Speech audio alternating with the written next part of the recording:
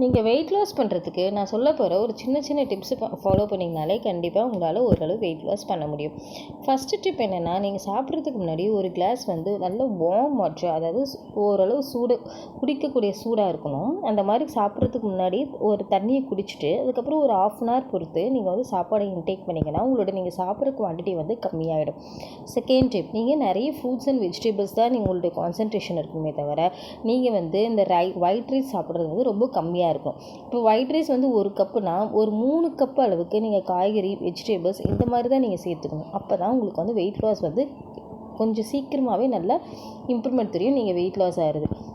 அதுக்கப்புறம் என்ன பார்த்தீங்கன்னா, நீங்கள் வந்து ரெகுலர் எக்ஸசைஸ் வந்து ஷுவராக நீங்கள் பண்ணியே ஆகணும். ஒரு நாளைக்கு அட்லீஸ்ட் மார்னிங் ஒரு 1/2 hour, ஈவினிங் ஒரு 1/2 hour கண்டிப்பாக பண்ணியே ஆகணும்.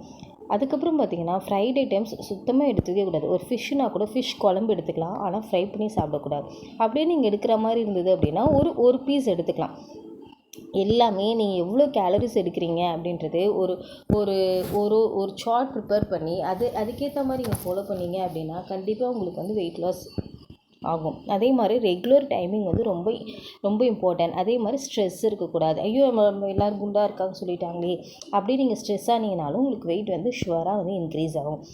நெக்ஸ்ட் வந்து நீங்கள் வந்து எப்போவுமே உங்களோட கான்சன்ட்ரேஷன்லாம் ஃப்ரூட்ஸ் அண்ட் வெஜிடபிள்ஸில் மட்டும்தான் இருக்கணும். ப்ளஸ் வந்து உங்கள் எக்ஸசைஸ் இது எல்லாமே நீங்கள் வந்து கரெக்டாக ஃபாலோ பண்ணிங்கன்னா கண்டிப்பாக உங்களுக்கு வந்து வெயிட் லாஸ் ஆகும். அதே மாதிரி தூக்கமும் கரெக்டாக இருக்கணும். ஜங்க் ஃபுட்ஸ் வந்து அவாய்ட் பண்ணிடுங்க. ஃப்ரைட் ஐட்டம்ஸ் அவாய்ட் பண்ணிடுங்க.